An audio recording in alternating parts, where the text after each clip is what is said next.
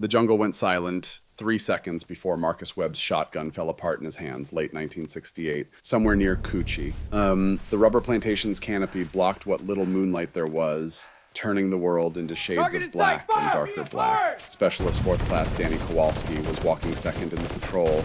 12 men stretched out in a line through vegetation so thick they could barely see the man in front of them. Webb was on point. 20 years old, from a small town in Alabama where his father ran a feed store and his mother taught Sunday school. He had been walking point for 3 days straight because that was how rotation worked. Someone had to go first. Someone had to be the one who found the ambush by walking into it. The Stevens 77E hung from Webb's shoulder barrel, pointed forward, finger near the trigger. Standard issue. The gun the Pentagon bought 60,000 of because it cost $5 less than the alternative. Kowalski heard the cicadas stop.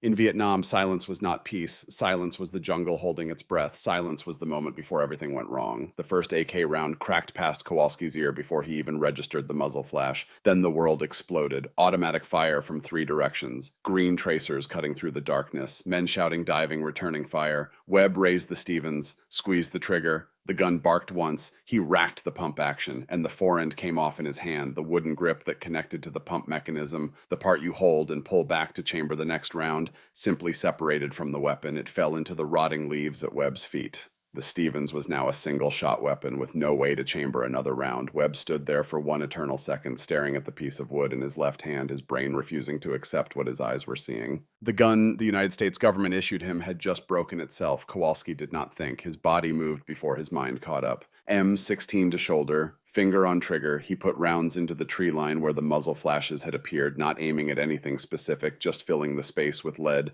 to buy time. 1 second, 2 seconds, 3 seconds. 3 seconds in an ambush is longer than most people live their entire lives. Every heartbeat stretches into hours. Every breath could be your last. Webb stumbled backward, reaching for a sidearm that was not there. Standard loadout for a rifleman did not include a pistol. He was now unarmed in the middle of a firefight because a $13 shotgun had shaken itself apart. The rest of the squad opened up. Suppressive fire, movement. Someone was yelling for the radio. Someone else was already calling in their position. The firefight lasted 4 more minutes. No American dead. 2 wounded, neither seriously. The VC melted back into the jungle when they heard reinforcements coming from the base camp, but Webb was done as a point man, not because he was scared, because he would never trust issued equipment again. That night, in a bunker that smelled of mildew and cigarette smoke, Kowalski found his platoon sergeant. Staff Sergeant Billy Ray Henderson, 28 years old, from somewhere outside Houston, had been in country for 18 months. He had seen things that would keep him awake for the rest of his life, but he had also seen what worked and what did not. Kowalski said the words that would change the next 11 months of his life. Sarge, the next shotgun that comes in, I want the Ithaca. Henderson looked at him. He knew what had happened. Everyone in the platoon knew. Going to take time, Kowalski. Ithaca is not what they send us. I will wait. To understand why Webb's Stevens fell apart at the worst possible moment, you have to understand what the American military was preparing for in 1965. The answer was not Vietnam. Every weapon in the American arsenal, every piece of equipment, every doctrine and training manual was built for a war against the Soviet Union across the open plains of Europe. Fast jets for air superiority, long-range rifles for engagements at 300 meters and beyond, nuclear delivery systems for the apocalyptic finale that everyone hoped would never come. The M14 rifle was accurate at 500 yards. The standard infantry tactics assumed you would see your enemy coming from half a mile away. Everything was designed for what military planners called the 1,000-yard war. Vietnam was 10 yards. The Mekong Delta sat on your chest like a wet sandbag. The air was so thick with humidity that breathing felt like drowning slowly. Everything smelled of canal rot and burned diesel and the sweet decay of vegetation that never dried because the sun never reached the ground through 3 layers of jungle canopy. The jungle was never quiet, cicadas screaming, water dripping from broad leaves onto more broad leaves onto the mud below, monkeys calling, birds you could not see making sounds you could not identify, until it went quiet. And when that happened, someone was about to die. Over 80% of firefights in Vietnam erupted at 30 meters or less. More than half of all ambushes happened inside 15 meters. That is the length of a school bus. At that distance, the fight was over before your brain finished processing the first gunshot. The M14 was too long for the jungle. You could not swing it around in dense vegetation without getting tangled in vines and branches. The M16 jammed when it got dirty, and everything in Vietnam got dirty. The humidity fouled the chambers. The mud clogged the mechanisms. The new wonder rifle of the American military became a club when you needed it to be a gun. Into that gap stepped a weapon that most officers considered a relic, a police riot gun, something your grandfather might have used to hunt ducks, The men who walked point knew better. The point man walked first in the column ahead of everyone else. There was no one in front of him except the enemy he had not found yet. His job was simple to describe and almost impossible to survive. Find the ambush by walking into it. Be the tripwire. Be the early warning system. Be the first one to die, so the rest of the patrol had a chance to react. The average age of a point man in Vietnam was 19 or 20 years old. They were usually the newest members of the unit because the casualty rate was highest at the front of the column. Rotation systems meant everyone took turns, but some turns came up more often than others. Life expectancy for a point man in an active combat zone was measured in weeks, not months. Nobody wanted the job. But somebody had to do it, and when your turn came, you walked. There was no other option. What did a point man need from his weapon? First, it had to forgive bad aim. When an ambush opens up 3 meters from your face, you do not have time for careful shooting. You need something that punishes everything in front of you without requiring precision. Second, it had to work when wet, muddy, and abused. If the gun jammed when you needed it most, you were dead. No second chances, no clearing malfunctions under fire. Third, it had to be light. Point men already carried the same load as everyone else, 85 pounds of ammunition, water, food equipment. Every additional ounce was energy you did not have. There was only one shotgun in the American military inventory that was built for what the jungle would do to it. And it was not the one the Pentagon bought 60,000 of. 3 shotguns competed for the hearts and minds of the men who had to carry them into the jungle. Only one was designed to survive what waited there. The Stevens 77E was the winner on paper. It cost $31.50 per unit. The trigger guard was made of aluminum, light and cheap. The stock was birchwood, painted to look like walnut, good enough for government work. It ejected spent shells from a port on the right side of the receiver, same as most shotguns. The Pentagon bought 60,000 of them. On the specification sheet, the Stevens met every requirement. It was a pump-action 12-gauge. It could fire buckshot. It had a certain barrel length and a certain capacity and a certain weight. All the boxes were checked. What the specification sheet did not measure was what happened when you fired it hundreds of times in jungle humidity. The aluminum trigger guard cracked under repeated recoil. The birch stock split at the point where it joined the receiver. The side ejection port opened a hole directly into the guts of the weapon. And when you submerged it in monsoon mud, that hole became a death sentence for the gun and sometimes for the man holding it. Bruce Canfield, the leading authority on American military firearms, wrote that the Stevens was plagued by some nagging reliability problems. That was the polite way of putting it. The Remington 870 was the gun that should have been there. Reliable, trusted by police departments across America, built to last. But the purpose-built military version was not contracted until May of 1969, years into the war. By the time it arrived in significant numbers, the conflict was winding down. Few, if any, saw real combat. The 870 would become the standard after Vietnam, but during Vietnam it was a ghost, a weapon that existed on paper but not in the hands of the men who needed it. That left the Ithaca Model 37. The Ithaca cost $36.61 per unit, $5.11 more than the Stevens. Multiply that by 60,000 and you got $300,000 in savings. In a war that cost billions, that number should have been nothing.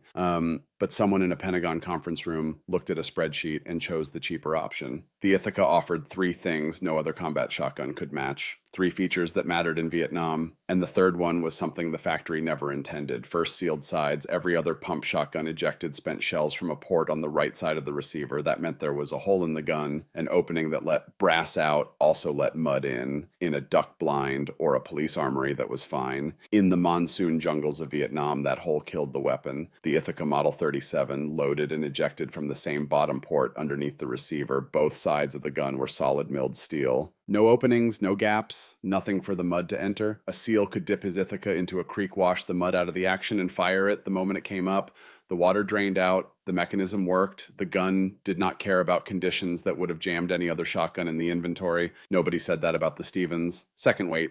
The Ithaca weighed 6.3 pounds unloaded. That made it the lightest combat shotgun available. The Remington 870 weighed over 7 pounds. The Winchester 1897, a World War I veteran that some units still carried, pushed close to 8. 8.5 pounds does not sound like much. But when you are humping 85 pounds through triple canopy jungle, when every step is a fight against vegetation and mud and heat exhaustion, 1.5 pounds is another magazine of ammunition, another canteen of water, another few minutes of energy at the end of a patrol when you need it most. The men who walked point understood this math. The men who sat in Pentagon offices did not. Third, the thing the factory never fixed. The Ithaca Model 37 had no trigger disconnector. In a normal shotgun, the mechanism worked like this. You pulled the trigger, the gun fired, you released the trigger, the mechanism reset, you pulled the trigger again, the gun fired again, one pull, one shot, release, reset, repeat. The Ithaca did not work that way. If you held the trigger back and pumped the action, the gun fired the instant the bolt locked forward. No pause, no reset, no need to release and pull again. Just hold and pump and hold and pump, and the shotgun would fire as fast as you could cycle it. They called it slam fire. With a standard 5-round tube, slam fire could put 45 pellets of double-aught buckshot into a kill zone in under 3 seconds. Each round contained 9 pellets, each pellet about the size of a .33 caliber bullet. 45 of them in 3 seconds, all hitting a space the size of a doorway. With an extended 8-round tube, the kind that SEAL armorers would later modify, that number climbed to 72 pellets. 72 chunks of lead, each one capable of killing a man on its own, all arriving in less time than it takes to say the words. A joint service report found that the probability of hitting a man-sized target with a shotgun was 45% greater than with a submachine gun burst. Twice that of an assault rifle. The math was simple. More projectiles meant more chances to hit something vital. The Stevens 77E could not slam fire. Its aluminum trigger guard was not built for the stress of rapid fire. Its birch stock cracked at the receiver after a few hundred rounds. In the hands of Danny Kowalski's point man, it broke itself in the middle of an ambush and nearly got everyone killed. But the Stevens cost $5.11 less. The decision was made in a conference room at the Pentagon, air-conditioned, climate-controlled, thousands of miles from the mud and blood of Vietnam. Men in uniform sat around a long table with spreadsheets in front of them.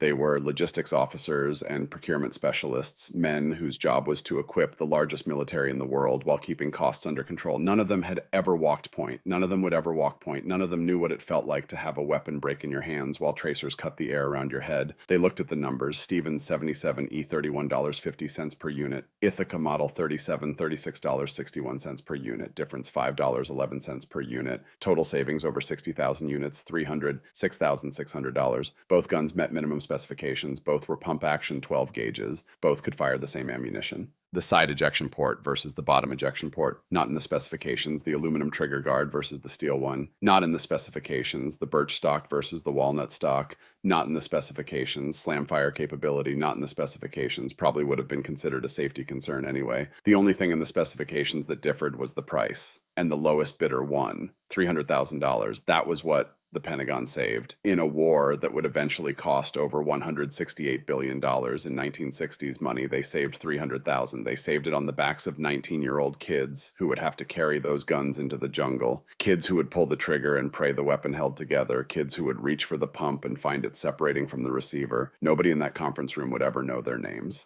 Nobody in that conference room would ever see their faces. Nobody in that conference room would ever attend their funerals. They just looked at the spreadsheet and chose the cheaper option. 3 weeks after the ambush, a supply shipment arrived at Kowalski's fire base. Mixed in with the ammunition and sea rations and replacement parts were 2 Ithaca Model 37 shotguns. Military version marked with US on the receiver serial numbers in the S prefix range that indicated government contract. One of them had Kowalski's name on the paperwork. Staff Sergeant Henderson handed it to him in the weapons tent. The steel was matte black, already showing the first signs of the wear that would accumulate over the coming months. The wood stock was walnut, real walnut, not birch, painted to pretend.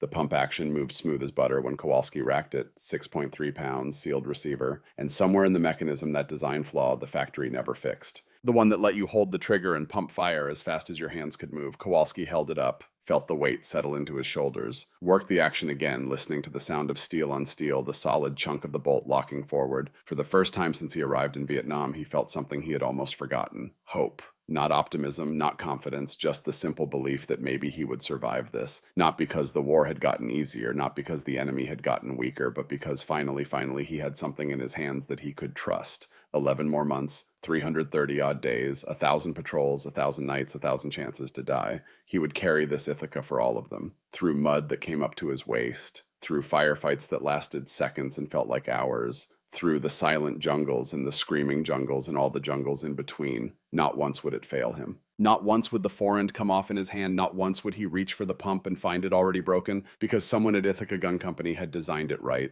and someone at the Pentagon had almost chosen to buy something else. $5.11. That was the price of Danny Kowalski's life. The difference between the gun that fell apart and the gun that never quit. He did not know it yet, but in another part of Vietnam in the Mekong Delta, where the waterways twisted through jungle so dense that daylight never reached the ground, another man was carrying an Ithaca too. A man who had already decided that the standard version was not enough. A man who would take the bones of what the factory made and build something new from them. A man who would call his weapon sweetheart and carry her for 3 years straight without ever putting her down. June 1970, Tan Son Nhut Air Base. The largest American installation in Vietnam, sprawling across the landscape like a small city dropped into the jungle. Air-conditioned buildings, paved roads, officers who had never seen combat walking the corridors in pressed uniforms. An Air Force colonel was walking down one of those corridors when he stopped dead. Coming toward him was a Navy SEAL. That much was clear from the insignia, but what caught the colonel's attention was not the uniform. It was the thing hanging from the man's neck. Short, ugly, the barrel fitted with something that looked like a crushed metal beak. The stock had been cut down to a pistol grip. The whole weapon hung from a sling around the SEAL's neck like a necklace, like jewelry, like something precious. The colonel stared. "What is that?" The SEAL stopped. Senior Chief James Watson III. 3 combat tours, 16 decorations, including 4 Bronze Stars with Combat VII. Founding member of SEAL Team 2. The kind of man who had seen more combat in 3 years than most soldiers see in a lifetime. Watson looked the colonel dead in the eye. No hesitation, no deference. Just the flat stare of a man who had killed people with the weapon now hanging against his chest. "That is my sweetheart, Colonel, my 12 gauge. The colonel's face hardened. He was not accustomed to enlisted men speaking to him without proper respect, and he certainly was not accustomed to seeing weapons that looked like they had been assembled in a garage. "Shotguns are against the Geneva Convention." Watson did not blink. "Colonel, if they ever send me to Geneva, I will leave her at home. But between now and then, she and I just do not part company." The colonel opened his mouth to respond, then closed it. Something in Watson's eyes suggested that this was not an argument worth having. This was a man who had walked point through the Mekong Delta for 3 years. A man who had built the weapon around his neck with his own hands because what the government gave him was not good enough. The colonel walked away. Watson continued down the corridor, Sweetheart swinging gently against his chest. To understand why Watson built Sweetheart, you have to understand what the Mekong Delta did to men and machines. The Delta was not jungle like the highlands. It was water, endless water, canals twisted through vegetation so thick that sunlight never touched the surface. Rice paddies stretched to horizons that shimmered with heat. Mangrove swamps sucked at your boots with every step, trying to pull you down into mud that smelled like death.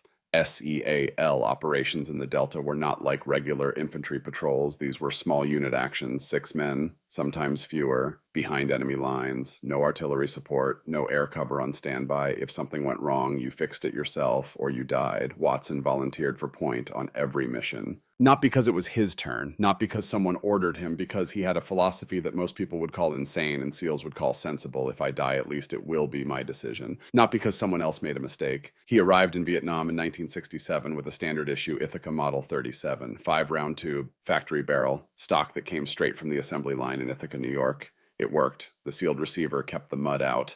The slam fire gave him an edge in close quarters. The lightweight meant he could move fast when speed meant survival. But after 12 months of missions in the Delta, Watson knew it could be better. He had seen what the jungle demanded. He had learned what worked and what did not. And when he rotated back to the States between tours, he had a plan.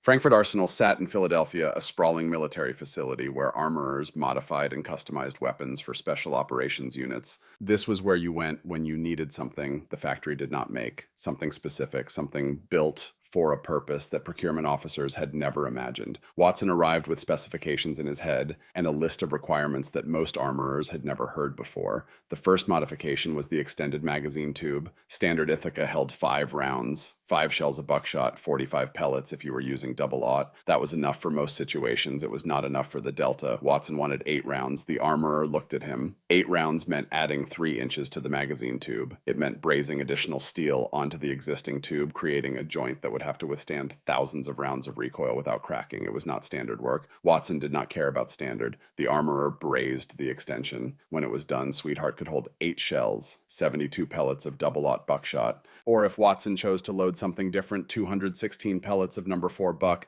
That was enough to clear a trail, enough to end an ambush before it started, enough to walk point through the Delta and know that whatever came at you, you had the firepower to answer. The second modification changed the geometry of killing. Standard buckshot spread lead in a circular pattern. You fired, and the pellets expanded outward in a cone that was roughly as wide as it was tall. Half your pellets went into the dirt, half went into the canopy. Only the middle of the pattern hit what you were aiming at. Watson wanted something different. The duckbill spreader choke was a metal attachment welded directly to the muzzle. It flattened the circular pattern into a horizontal blade, 4 times wider than it was tall, a wall of lead instead of a cone. The delta trails were narrow. VC patrols walked single file, but sometimes the paths widened and they spread out. 2 men abreast, 3 men abreast. With the standard pattern, you hit one. With the duckbill, you hit them all. It did not just hit the target, it cleared the path. The third modification was simpler, but no less important. Watson cut the stock himself, removed the shoulder piece entirely, leaving only a pistol grip. The whole weapon now hung from a sling around his neck, compact, always ready, able to be raised and fired in less than a second. In the tight spaces of the delta and hooch interiors and bunker entrances and the narrow gaps between vegetation, a full stock caught on everything. The pistol grip let Sweetheart move where Watson moved, an extension of his body rather than something he carried. When the modifications were complete, Watson held up the weapon that would accompany him for the next 2 years of war. She did not look like much. She looked like something a man had built in a hurry because the thing the government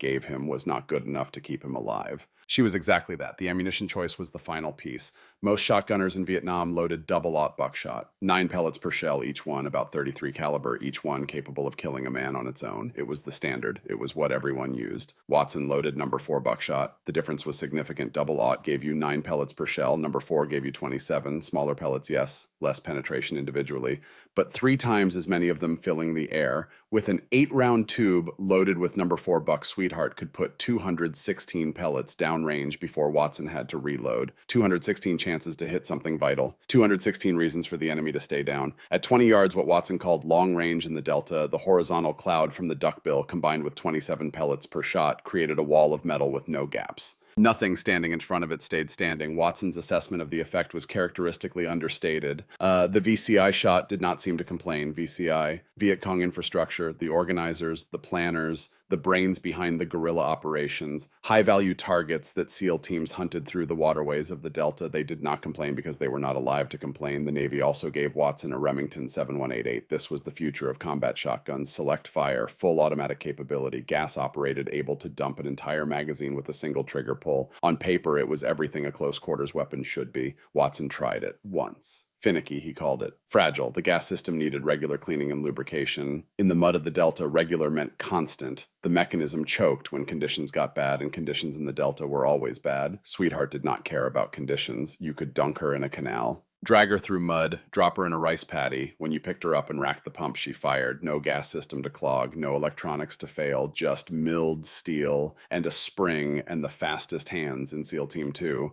Watson could slam fire Sweetheart almost as fast as the 7188 could fire automatically, and when something went wrong, he cleared it by racking the pump once. No disassembly, no troubleshooting, just muscle memory and mechanical simplicity. The Navy had offered him the most advanced shotgun technology could produce. He went back to a design from 1937 with a flaw the factory never fixed. That choice said everything about the difference between weapons designed in laboratories and weapons proven in combat. A typical night operation in the Delta began after sunset. 6 SEALs, inserted by boat, sliding through black water that reflected nothing. No moon tonight, clouds covering whatever stars might have guided them. Navigation by compass and memory and the instinct that came from doing this dozens of times before. Watson was on point, always on point. Intel said there was a hooch 400 meters ahead, meeting point for VCI cadre, not guerrillas with AKs, the people who organized the guerrillas, who planned the ambushes, who decided where the booby traps went and which trails the Americans would walk down. High value. The team moved through water that reached their chests. Sweetheart hung from Watson's neck barrel, pointed down to keep water out of the action. Each step was careful, deliberate, silent. Sound carried over water. One splash could end the mission. One splash could end their lives. They reached the setup position 50 meters from the hooch.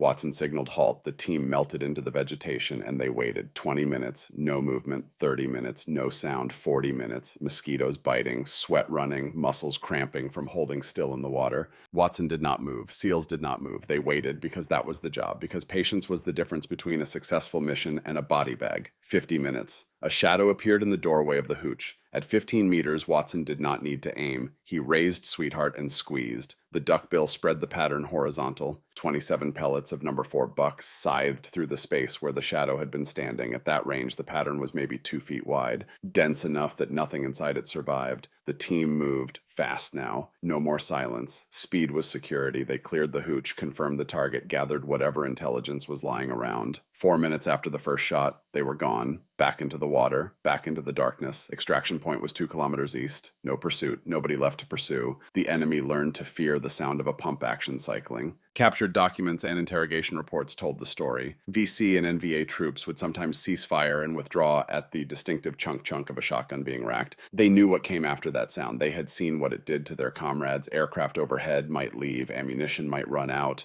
reinforcements might not come, but the shotgun was not going anywhere. The shotgun would still be there when the smoke cleared, and the man holding it would still be pumping rounds into anything that moved. This was not the first time the enemy had feared American shotguns. September 19th, 1918, the German government formally protested American use of shotguns in the trenches of World War I. The complaint cited unnecessary suffering. The threat was explicit. Any American prisoner of war captured carrying a shotgun would be executed. The response came from the United States Judge Advocate General Samuel Ansell. He noted with some irony that the protest came from a nation currently deploying chlorine gas flamethrowers and serrated bayonets, weapons designed specifically to cause maximum suffering. Germany never replied. The myth followed the shotgun to Vietnam. The colonel who confronted Watson was not alone in believing that shotguns violated international law. Officers who had never read the Geneva Convention were certain it prohibited the weapon. Soldiers repeated the rumor to each other in bunkers and bars. The truth was simpler. The Army's own law of war desk book stated it plainly. Shotguns have never been prohibited by any international treaty. Not at Geneva, not at The Hague, nowhere.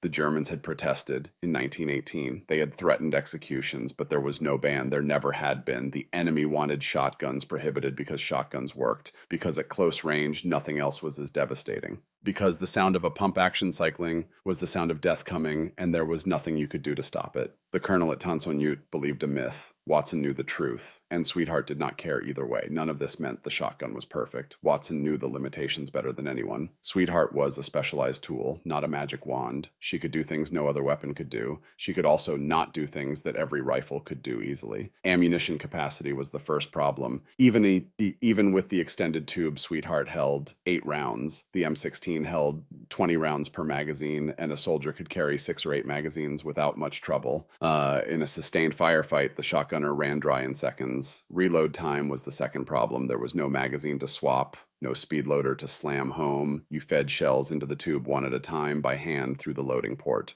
Under fire, with adrenaline making your fingers clumsy and fear making your hands shake, that reload took forever. Weight of ammunition was the third problem. 100 shotgun shells weighed over 10 pounds. 100 rifle rounds weighed under 3. A shotgunner could not carry as much ammunition as a rifleman, which meant running dry faster, which meant the reload problem became even worse. Range was the final problem. The Ithaca 37 was the deadliest weapon in Vietnam inside 20 yards. Past that, the pattern spread too wide. The pellets lost energy. By 50 yards, you were carrying 6 pounds of dead weight. Watson knew all of this. Every shotgunner in Vietnam knew it. The weapon was not for long firefights or open ground. It was for the first 3 seconds of an ambush, for clearing a trail, for room entries and tunnel mouths and all the places where combat happened at bad breath distance. For those jobs, nothing else came close. The mission went wrong somewhere near the Cambodian border. Watson never talked about the specific details. The classified nature of SEAL operations meant that many missions would never be officially acknowledged, but the broad outlines could be pieced together from fragments, from things said in interviews decades later, from the way he fell silent when certain questions were asked. The team was compromised, someone had seen them, or the intelligence was bad, or they had just run into bad luck, the kind that killed good operators for no reason at all. 6 SEALs. 20 to 30 NVA moving toward their position. Extraction helicopter could not fly because of weather. Low clouds and rain, the kind that grounded aircraft and left ground teams on their own. No air support, no artillery, just 6 men and whatever they carried. Watson did the math. 6 rounds in Sweetheart's tube. He had already fired 2 earlier. 12 more shells in his pouch. 18 rounds total. 486 pellets of number 4 buck. Enough to hold a choke point for maybe 30 seconds of actual firing time. Not enough for a sustained engagement against a force that outnumbered them 5-1.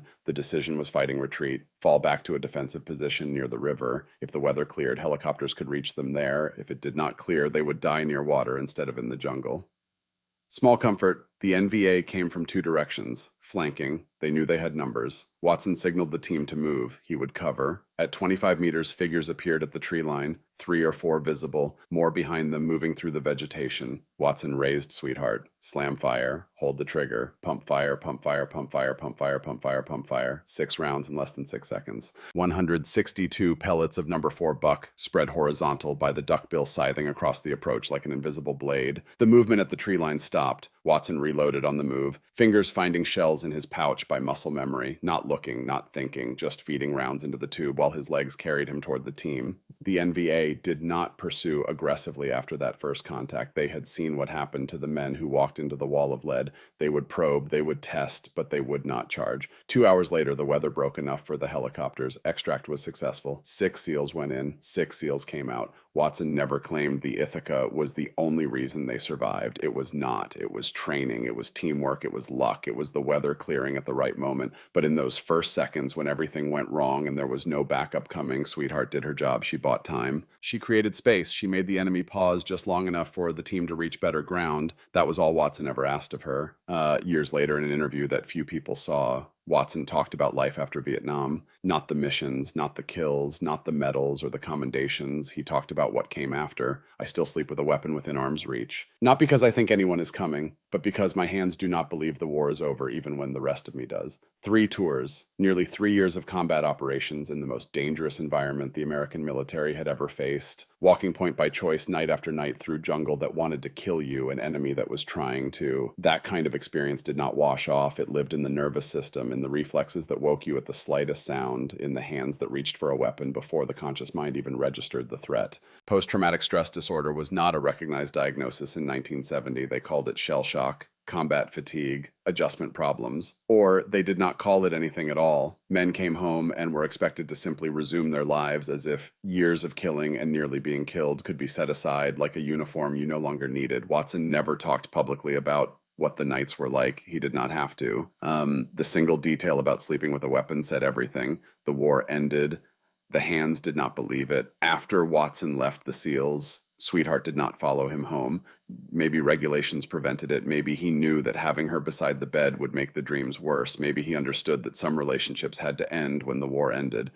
Sweetheart was donated to the UDT SEAL Museum in Fort Pierce, Florida. A glass case, climate controlled, safe from the mud and water that had been her natural environment for 3 years. But Watson was the elite. SEAL Team 2, founding member, resources and training and support that most soldiers could only dream about. The majority of men who carried shotguns in Vietnam were not SEALs. They were 19-year-old draftees walking point because their turn came up. They were infantry grunts who grabbed whatever weapon gave them an edge. They were men who did not have access to armorers or custom modifications. And some of them carried shotguns into places even SEALs would not go. Approximately 700 men served as tunnel rats during the war. They crawled into holes 2 feet wide with 45 caliber pistols and 38 revolvers, into darkness that could hide anything, into tunnels that might be empty or might end with a bullet in the face. They did not carry shotguns underground. There was no room. But at the tunnel mouth, someone waited with a shotgun ready to cover their exit if things went wrong. And in March of 1966, at a Special Forces camp called a Shao, a man named Benny G. Adkins carried a sawed-off 12-gauge through 4 days of continuous combat against a force that outnumbered his team more than 4-1. He would wait 48 years for the Medal of Honor he earned in those 4 days. Camp a Shao sat in a valley near the Laotian border, one of the most isolated outposts in all of Vietnam. Mountains rose on 3 sides, jungle covered everything. The only way in or out was by air, and when the weather turned bad, even that option disappeared. In March of 1966, 17 Green Berets and approximately 400 South Vietnamese irregular troops held this camp. They were there to monitor North Vietnamese infiltration down the Ho Chi Minh Trail. They were there to gather intelligence. They were there because someone had to be. What they did not know was that 2,000 North Vietnamese Army regulars were moving toward them through the jungle. Not guerrillas, not local Viet Cong, regular Army troops with heavy weapons and a plan to wipe the camp off the map. Sergeant First Class Benny G. Adkins was one of those 17 Green Berets. He was a career soldier, the kind of man who had found his calling in the Army and never looked back. Special Forces qualified, the type who volunteered for the assignments nobody else wanted. A Shao was exactly that kind of assignment.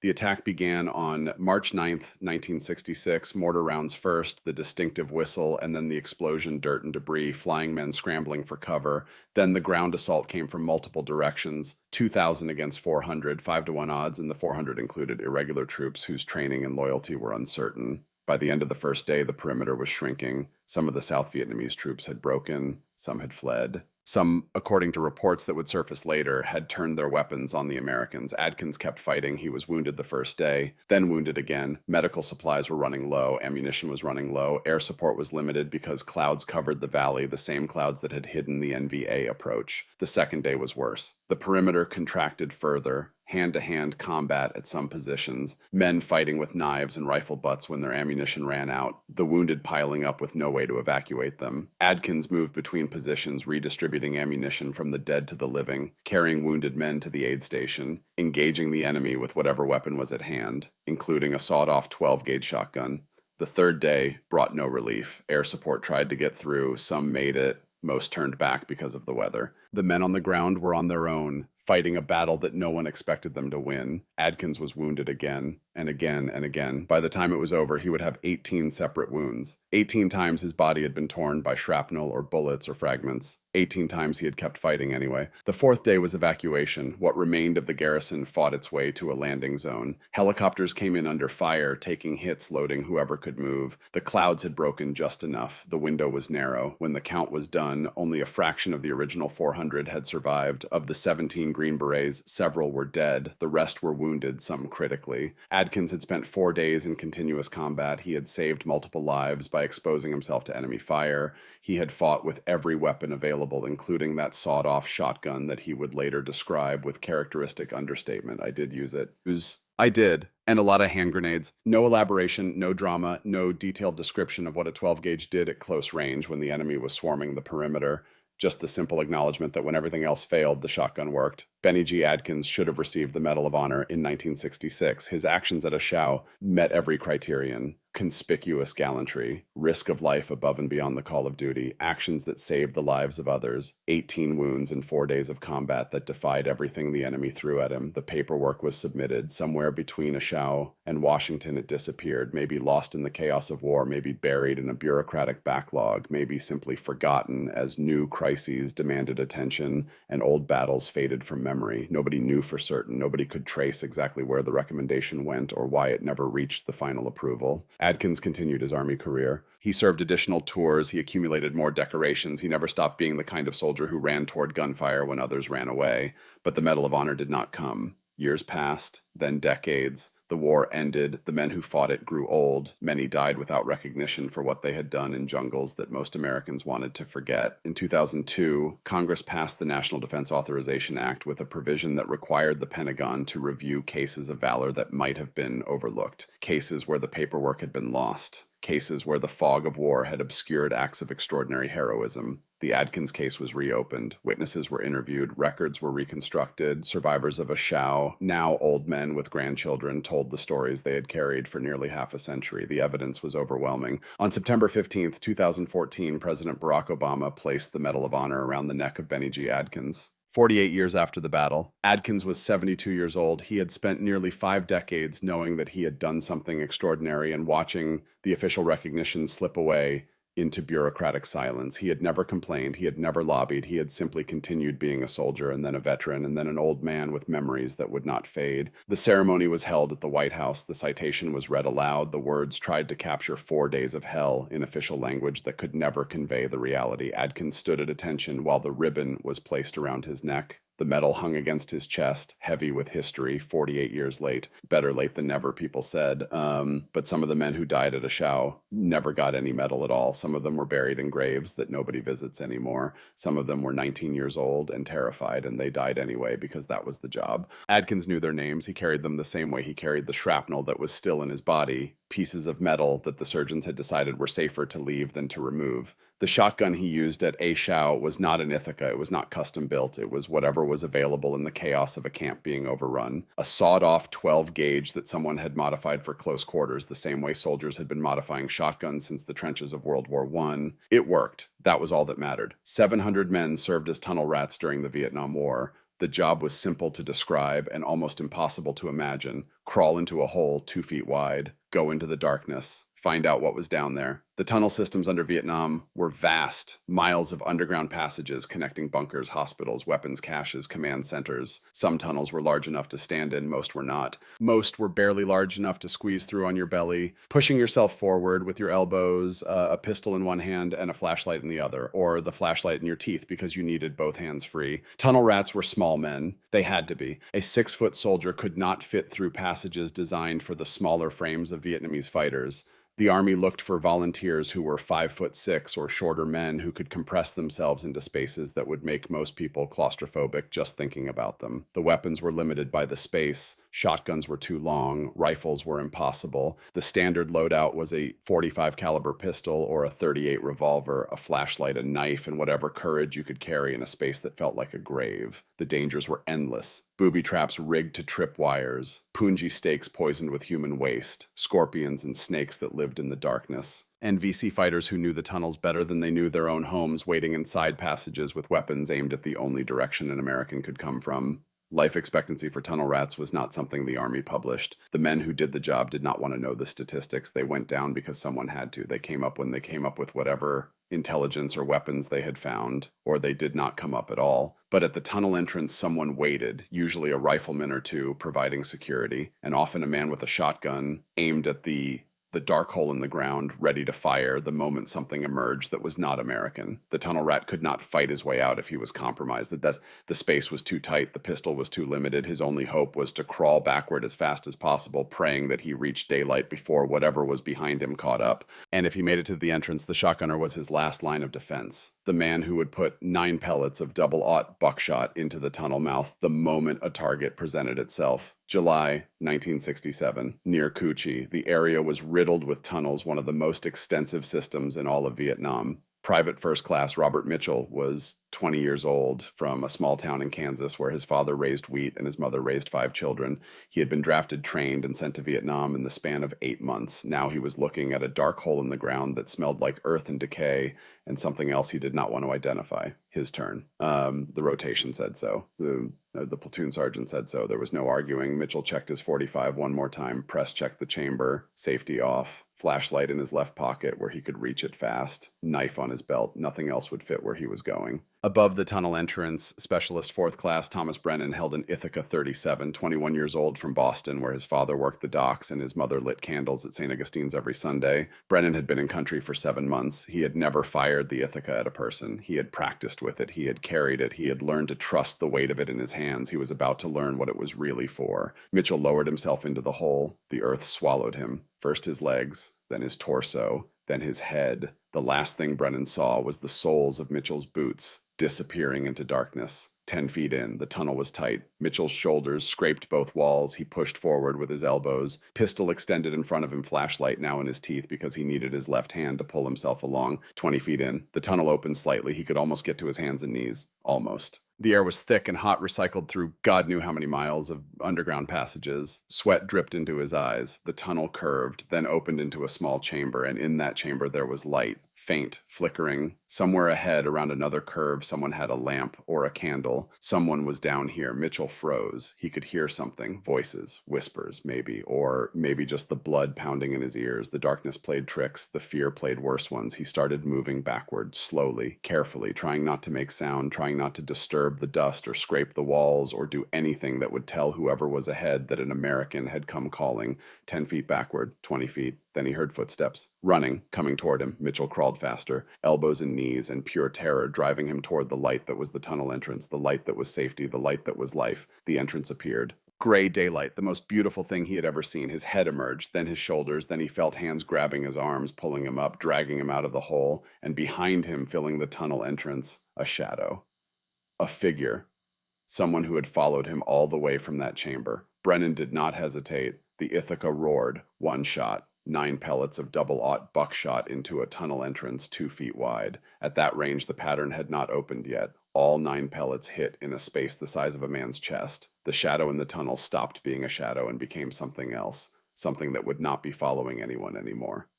Mitchell lay on the ground, gasping, covered in dirt, shaking so hard he could not stand. Brennan kept the Ithaca aimed at the tunnel for another 30 seconds, waiting to see if anyone else was coming. No one came. Mitchell never forgot that moment. Decades later, as an old man living in Kansas again, he still remembered the sound of the Ithaca, the single boom that meant he was going to live. The hands pulling him from the earth like a resurrection. I did not know his name then. He was just some specialist with a shotgun standing over me. But he saved my life. The pistol would not have done it. By the time I got turned around, by the time I got the 45 aimed, it would have been over. He was there. He was ready. That was everything. Mitchell never found out what happened to Brennan, whether he survived the war, whether he made it home, whether he lived a long life or died young in some other firefight that no one remembers. I hope he had a good life. He deserved it. I think about him every day. Every single day since 1967, some bonds were forged in seconds. Some debts could never be repaid. Mitchell had lived for 50 more years because a man he barely knew had done his job perfectly in the moment that mattered. That was what the shotgun meant. Not statistics, not procurement costs, not specifications on a sheet. It meant a 20-year-old from Kansas getting to go home, getting to marry his high school sweetheart, getting to watch his children grow up and his grandchildren learn to walk, because someone with an Ithaca was watching the whole. The numbers told their own story. 47,000 Ithaca Model 37 shotguns deployed to Vietnam. 60,000 Stevens 77E shipped alongside them, 13,000 more because each one cost $5.11 less. After the war, the military standardized on the Remington 870 and the Mossberg 500. The Ithaca quietly disappeared from the inventory. The official reasons were practical. The Ithaca was too expensive to manufacture. The slam fire feature made peacetime safety officers nervous. A weapon that could fire without releasing the trigger seemed dangerous in training environments where accidents could happen. Nobody asked whether it had been dangerous to the men who carried it in Vietnam. Nobody weighed the cost of accidents in training against the cost of lives saved in combat. Nobody calculated how many men came home because their weapon did not fail them at the critical moment. The procurement system moved on. The lowest bidder kept winning, and soldiers kept receiving equipment that met minimum specifications, praying it would hold together when the shooting started. 50 years later, that pattern had not changed. November 2018, Fort Pierce, Florida, the UDT SEAL Museum. A man in his 70s walked through the front entrance. Gray hair, slow steps, eyes that had seen things most people could not imagine. Daniel Kowalski had been meaning to make this trip for years. Every anniversary of his arrival in Vietnam, he thought about it. Every time he cleaned the hunting shotgun he kept in his closet, he remembered. The museum was smaller than he expected, displays of equipment,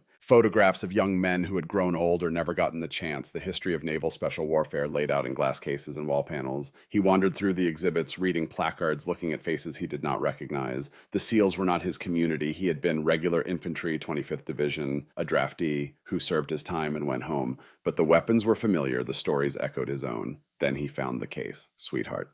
She sat behind glass, mounted on a stand that held her at chest height, the extended tube, the duckbill choke, the pistol grip stock, the weapon that Senior Chief James Watson had built from pieces and carried for 3 years through the Mekong Delta. Kowalski stood there for 20 minutes. He did not move. He barely blinked. He just looked. A young museum employee approached, maybe worried, maybe curious. The old man had been standing there a long time. "Sir, are you all right? You have been here quite a while." Kowalski did not turn around. His eyes stayed on the weapon behind the glass. "I carried one like this in Vietnam, 1968, after the Stevens my point man was using broke during an ambush near Cu Chi." The employee was quiet, waiting. "You do not understand. That shotgun, not this one exactly, but one just like it. She saved my life many times. For 11 months, every time I walked point, she was there." Kowalski's voice was steady. The voice of a man who had told this story to himself 1,000 times, but never out loud. "I never got to say thank you. The weapon went back to inventory when I rotated home. I do not know where it is now. Probably destroyed, probably rusted away in some depot nobody remembers." He paused. "But this one, she is here, and she is the same design, the same everything that made me come home alive." The employee did not know what to say. What could you say to something like that, to a man who had traveled 1,000 miles to stand in front of a glass case and thank a piece of steel for letting him live? Kowalski raised his right hand. The motion came from somewhere deep in muscle memory, automatic, precise. A salute, full and formal, the way he had learned it in basic training 50 years ago. He held it for 5 seconds, then dropped his hand and turned away. "Thank you for taking care of her."